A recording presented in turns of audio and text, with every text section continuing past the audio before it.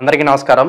ఇవాళ మనతో పాటు ప్రముఖ ఆధ్యాత్మికవేత్త, ఆస్ట్రాలజర్ దత్తాత్రేయ స్వామి మరియు గణపతి ఉపాసకులు మురళీధర్ శర్మ గారు మనతో ఉన్నారు. గురుగారితో మాట్లాడదాం. గురుగారు నమస్కారం. మహాదేవ. గురుగారు, దేవీ నవరాత్రులు రాబోతున్నాయి. మరి అమ్మవారి అనుగ్రహం కోసం, అలాగే లక్ష్మీ సంపద కోసం, అలాగే భోగ భాగ్యాల కోసం ఈ దేవీ నవరాత్రుల సమయంలో చేసుకోవడానికి, అందరూ ఈజీగా చేసుకోవడానికి ఒక మంచి రెమెడీ మా కోసం తెలియజేయండి గురుగారు. అమ్మవారి యొక్క అనుగ్రహం అనేటువంటిది ఖచ్చితంగా కూడా అందరి మీద ఉండాలి. 3వ తారీఖు నుండి మనకు అమ్మవారి నవరాత్రులు, దేవీ శరన్నవరాత్రులు. దేవీ శరన్నవరాత్రి ఉత్సవాలు అనేటువంటి పేరు అమ్మవారి నవరాత్రి ఉత్సవాలు. అదేవిధంగా గణపతి ఉత్సవాలు. ఇవి రెండిటికి మాత్రమే మన యొక్క నడుస్తున్నటువంటి యొక్క కలియుగంలో విశేషమైనటువంటి ఆదరణ, అద్భుతంగా నిర్వహించుకునేటువంటి పరిస్థితి మనకు ఉన్నది. కనుక మోస్ట్ పవర్ఫుల్గా ఈ యొక్క గణపతి నవరాత్రులు కావచ్చును, అదేవిధంగా అమ్మవారి యొక్క నవరాత్రులు కావచ్చును, ఇవి ఎవరైతే చేస్తారో వారికి అద్భుతమైనటువంటి ఫలితము ఆ యొక్క అమ్మవారు గణపతి ఇస్తారు. ఎందుకంటే కలియుగంలో ఈ ఇద్దరికి ఉన్నటువంటి స్థానము అమోఘం. ఇక్కడ ఇది అబ్జర్వ్ చేసుకోవాలి. ఎందుకంటే అందరూ ఉన్నారు, భగవంతుడు లేరు అని కాదు, కానీ వీరికి 9 రోజులు, గణపతికి అదేవిధంగా అమ్మవారికి 11 రోజులు. దీని తర్వాత ఏమిటి, మళ్ళీ కార్తీక మాసం. కార్తీక మాసంలో ఈశ్వరునికి 30 రోజులు. దీని తర్వాత మళ్ళీ మార్గశిర మాసం.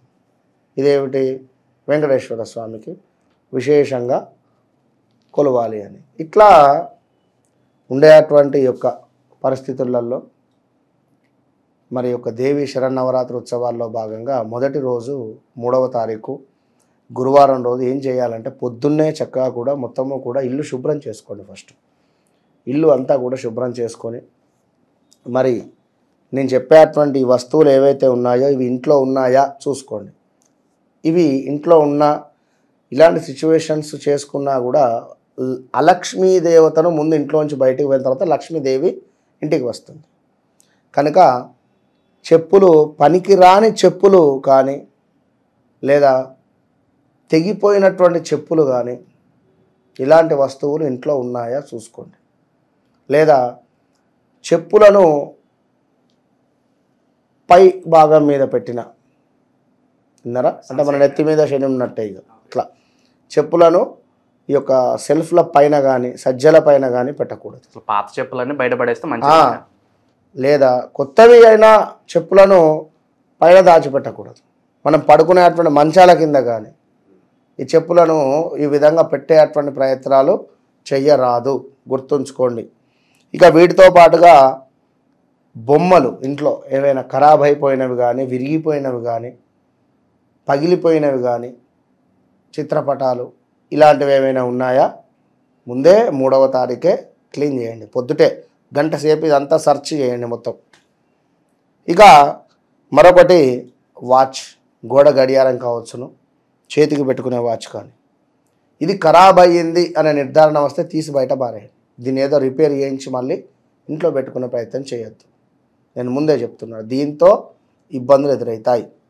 పనిచేయని గడియారానికి కూడా అంతా ఉంటుంది గురుగారు. ఖచ్చితంగా ఈ విధంగా వీటిని ముందుగా మీరు బూజు దులుపుకోవడాలు ఇవన్నీ కూడా చేసుకొని శుభ్రపరచుకొని, ఇంట్లో ఉండేటువంటి చిత్రపటాలు కానీ, పూజా మందిరంలో విగ్రహాలు కానీ అన్నీ శుభ్రపరచేసుకొని చక్కగా కూడా ఇక మీరు ప్రతిరోజు ఈ 11 రోజులు కూడా బిర్యానీ ఆకు, దీంతో పాటుగా మనకు లవంగాలు, కర్పూరము, ఇలాచీలు, వీటితో ప్రతిరోజు కూడా ధూపం వేయాలి ఇంట్లో. విన్నరా, ప్రతిరోజు కూడా ధూపం వేస్తే ఎక్సలెంట్ ఉంటుంది. ఇక గంగాజలంతో ప్రతిరోజు శుభ్రపరచుకోవాలి, శుద్ధి చేయాలి ఇంటిని రోజు. ఎందుకంటే ఎక్కడెక్కడో తిరిగి వస్తూ ఉంటాం కనుక రోజు కడప నుండి ఇల్లు మొత్తము శుద్ధి చేసుకోవాలి. దీంతో పాటుగా మీరు దీక్ష తీసుకోవాలి అనుకున్నా, మీరు మాల వేసుకోవాలి అనుకున్నా, కటిక నేలపై పవలించాలి ఖచ్చితంగా కూడా. దీంతో పాటుగా ఉప్పు కారాలు కాస్త తక్కువగా తినాలి, కోపానికి రాకూడదు ఎవరి మీద కూడా. ప్రతి వారు కూడా అమ్మవారి రూపకంగానే భావన చేసుకొని మాట్లాడాలి. ముఖ్యంగా మరొకటి ఏమిటి అంటే ఇంట్లో పసుపుతో గౌరమ్మలను చేసుకోవాలి. 3 గౌరమ్మలను చేసుకోవాలి. లక్ష్మీ, పార్వతి, సరస్వతి. ఇందరా ముగ్గురి రూపకంగా పసుపు ముద్దలను చేసుకొని చక్కగా కూడా వాటికి ఇటు ఇటు ఇక్కడ కుంకుమ బొట్లు పెట్టాలి. ఒక నెత్తిపైనే బొట్టు పెడితే ఇది పసుపు గణపతి అవుతుంది. లెఫ్ట్ రైటు మరియు ఇక్కడ నుదుటిన బొట్టు పెడితే అది అమ్మవారి రూపకంగా అవుతుంది. ఈ విధంగా ఈ సీక్రెట్ను తెలుసుకొని ఈ విధంగా 3 పసుపు ముద్దలకు వాటి ముందు ఒక 3 ప్లేట్స్ వెండివి కానీ కుదిరితే లేదా స్టీలివి కానీ పెట్టుకొని ముగ్గురు అమ్మలకు సంబంధించి లక్ష్మీ అష్టోత్తరాలు, దుర్గా అష్టోత్తరాలు, అదేవిధంగా మనకు సరస్వతి 3 అష్టోత్తరాలు రోజు చదువుకుంటూ చక్కగా కూడా కుంకుమార్చన చేయండి. వీటితో పాటుగా మొదటి రోజు బాలా త్రిపుర సుందరి అవతారం, దాని తర్వాత లాస్ట్ రోజు రాజరాజేశ్వరి అవతారము, మొదటి నుండి లాస్ట్ వరకు ఏ అవతారం ఏమిటి అనేటువంటిది చూసుకొని ఆ అమ్మవారికి సంబంధించినటువంటి నామాలు కూడా చదువుకొని ప్రతిరోజు కూడా పులగం నైవేద్యం పెట్టండి. విన్నారా? ప్రతిరోజు ఒకటే నైవేద్యము అంటే రకరకాలుగా ఉంటవి అందులో, ఈరోజు ఇది ఈరోజు ఇది అని మీ శక్త్యానుసారము ఉంటే చెయ్యండి. లేదు అనుకుంటే మీరు రోజు మాత్రము అమ్మవారికి పరమాన్నం పెట్టండి. పులగం కానీ పరమాన్నం కానీ మహాప్రీతి. విన్నారా? చక్కగా అందులో కిస్మిస్, మంచిగా జీడిపప్పు, మన బాదము, జీడి ఇవన్నీ వేసేసి, కాజు బాదం వేసేసి చక్కగా కూడా నెయ్యి మంచిగా పోసి కలిపేసి అమ్మవారికి నివేదన చేసి దాన్ని 4గురికి పంచండి. ఇంకా విషయం ఏమిటి అంటే ఇందులో ముగ్గురికి కూడా ఐశ్వర్య దీపం పెట్టండి. మనం ఆల్రెడీ ఐశ్వర్య దీపం చేసి చూపెట్టాం కదా. రాళ్ళ ఉప్పు, దానిపైన ఒక ప్రమిద ప్యూర్ ఆవు నెయ్యి, 3 ప్రమిదలు, 3 ప్రమిదలలో ఒకటి వచ్చేసి తూర్పుకు వేయండి. ఇది చాలా సీక్రెట్, ఎక్కడ రివీల్ చేయాలో ఇక్కడ చెప్తున్నా. ఒకటి వచ్చేసి తూర్పుకు వేయండి, ఒకటి వచ్చేసి మనకు ఇటు ఉత్తరం వైపుగా వేయండి, మరొకటి వచ్చేసి దక్షిణం వైపుగా వేయమని చెప్పాం మనం. కానీ ఇది కుదిరితే వాయువ్యం వైపు వేసుకోండి, ఎక్సలెంట్ రిజల్ట్ ఉంటుంది. ఇది దీపారాధన అయిన తర్వాత కుంకుమార్చన నేను చెప్పినటువంటి కుంకుమార్చన చేసుకొని 11 రోజులు కూడా ఉప్పును మార్చాలి, పసుపు గౌరమ్మలను మార్చాలి. ఈ కుంకుమను ఒక డబ్బాలో స్టోరేజ్ చేసి పెట్టుకోండి. రోజు బొట్టు పెట్టుకోవాలి. అందరూ కూడా మంచి కుంకుమను తెచ్చుకోండి. అంత పిచ్చి కుంకుమలు కాకుండా మెరూన్ కలర్లో ఉండేటువంటి కుంకుమలు తెచ్చుకునేటువంటి ప్రయత్నం చేయండి.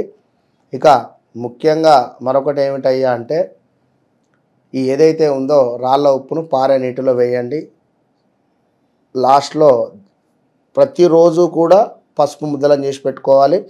ప్రతిరోజు వాడికి కుంకుమార్చన చేయాలి. ఈ పసుపు ముద్దలు ఏం చేయాలి అంటే స్నానం చేసేటువంటి సమయంలో ఒళ్ళంతా రాసుకొని స్నానాది కార్యక్రమాలు ఆచరించండి. 11 రోజుల తర్వాత మీ ముఖంలో ఎంత గ్లో వస్తుంది.